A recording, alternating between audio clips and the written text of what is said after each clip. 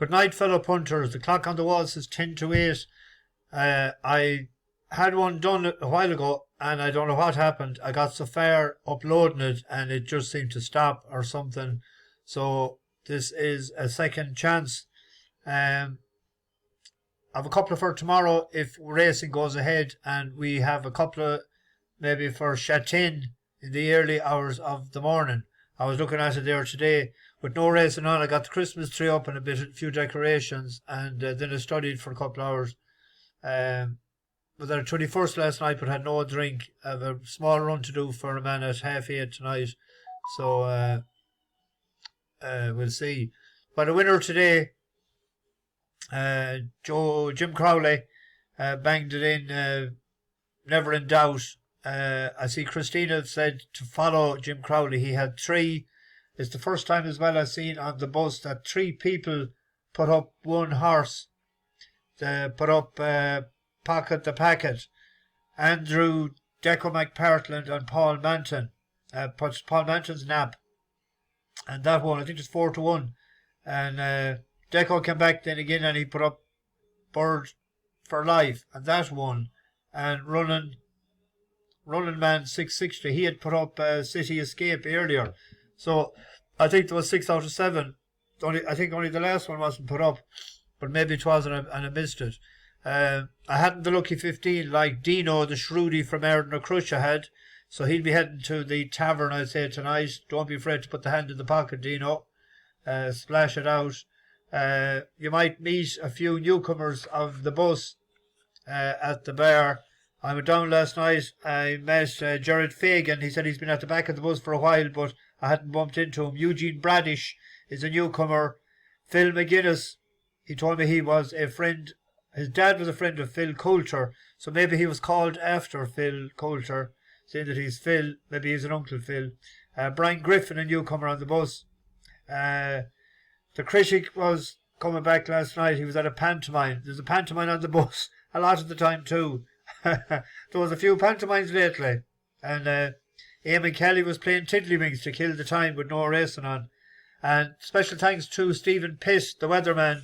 He's been giving up to date bulletins of late. I don't know what the story is with Newcastle or Southall tomorrow. Cork, I think, is an 8 a.m. inspection. Pity it's not a bit earlier, and the man might be able to make a decision to will he go on the 3-hour journey or not, but it's unlikely at this point now. And we'll see. Thanks for that, Stephen.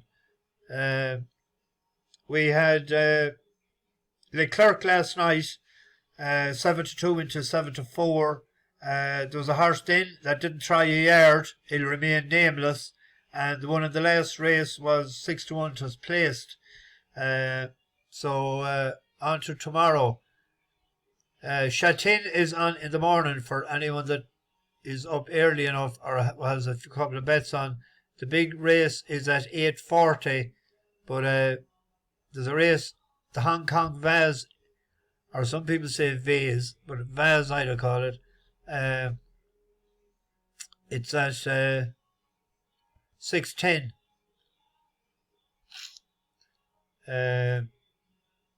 Why is this so slow? There we go. Broome, representing Coolmore, is in it, and Stone Age is in it. There's Stone Age's favourite, but in the back of my head there's a slight doubt. Does he exactly stay the mile and a half? He ran in the Derby, and he got beaten, and then he got second. He was second in the Breeders' Cup, but the Godolphin horse absolutely flew by him in the stretch run.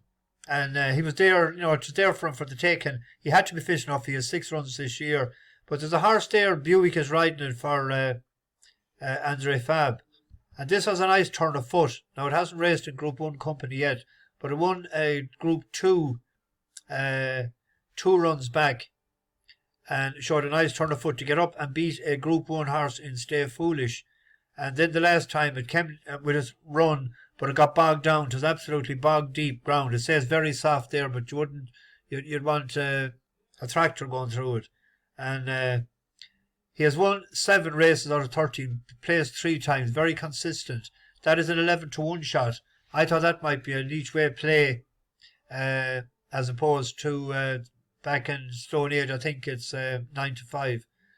There's a sprint at 6:50, and Ryan Moore is riding the second favourite at 7 to 2.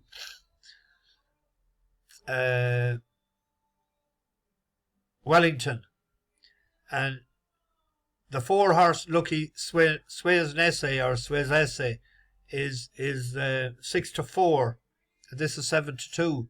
They're carrying level weights tomorrow, but this horse beat it before. The last time I think something happened, it got injured or something, but it beat it before, and it was carrying, I think it was 9 pounds. It was given at 9 pounds that day, so if it could beat it before, it was given at 11 pounds, 9 stone 9 as against 8 stone 12. I know it's the younger horse. There's a horse there that was 6th in that race, Cordyceps 6, and it ran again since, and D'Souza, who's riding it tomorrow, was on it, and it was just like if you were going buying a new car, bring it out for a test run, because he took a tug at the back of the pack. He ran on well to finish 5th, and that's 14 to 1, and they're paying 4 places if anyone was looking for an each way bet in that race. The Hong Kong Mile Golden 60 is in that. It's retiring after tomorrow, I think, and that's a 1 to 2 shot. It's a very classy horse. That probably will win that. 1 to 2. I was Schnellmeister, maybe in each way playing that. It looks like it has been targeted for the race, and that Lemire is on it. And then the big race is taking place at 20 to 9 tomorrow morning. I think the favourite will win it. It's 8 for 9 Lifetime, Romantic Warrior. The only time it has been beaten was when it was 4th in a 9 furlong race. Australia's in it, but that's won the Breeders' Cup at a mile. I don't think it's a 33 to 1 shot. I don't think it's good enough. The Americas has it about right, I'd say. But the only time this horse was beaten was at 9 furlongs. It was beaten by that California Spangle, but it got a wide trip, and that's a 7 to 4 shot. The top horse Pantalassa, that'll be the front runner. That could go 10 lengths clear, and will be leading coming in on the turn for home. That dead heated with Lord North in Medan last March. Very speedy horse, but if it's at 9 furlongs or a mile, I'd be all over it. But the 10 furlongs, the speed that it has, the blistering speed, should set it up for a closer in Romantic Warrior. Leading us on to, if the racing goes ahead, in Newcastle tomorrow, there's a horse there. He was a bigger price earlier. He's best price now at 13 to 8. It's Kraken Power. This won its second Lifetime start way back, even though it's only a young horse. It was in June in 2020. As you can see there, it was rated 84 initially, and then it was 80s, 70s, 60s, 50s, and I backed it. I had that form picked out, and it's at the very back of the pack in this race here with Paul Mulrennan on it. Will it come up? No. I don't know why. I was going to... I'll try one more time.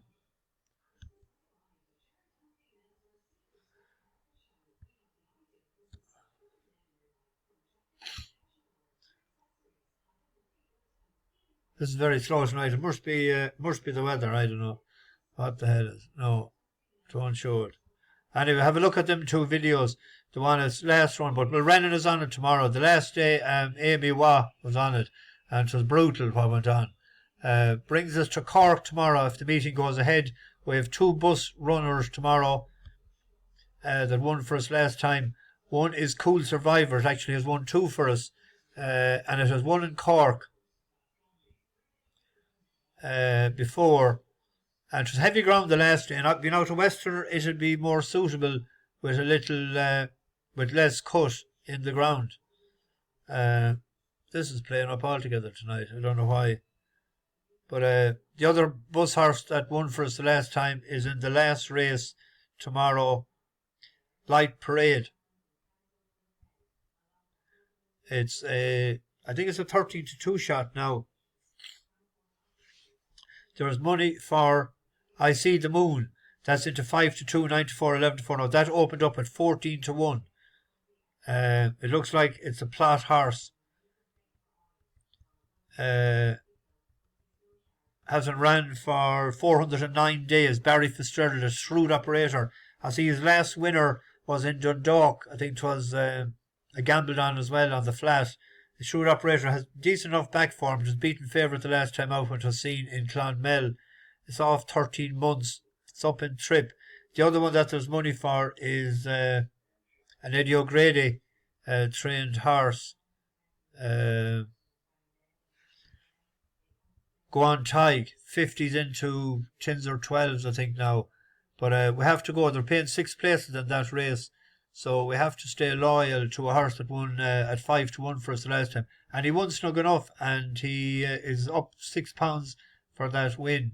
There's a novice, so the ground will be suitable and the distance. There's a couple of good races tomorrow. We have the Hilly Way tomorrow. That's an Ergamine is out in that. It's 1-6 shot, so that should be just a penalty kick for that. And there's a lovely Mayor's Chase tomorrow. It looks to be a 2-horse race between Dino Blue and Impervious. Impervious, both of them were very impressive the last time.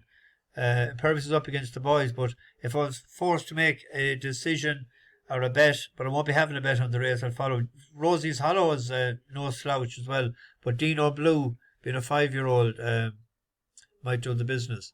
Anyway, I'm rattling on a long time here. Bash the bookies. Over.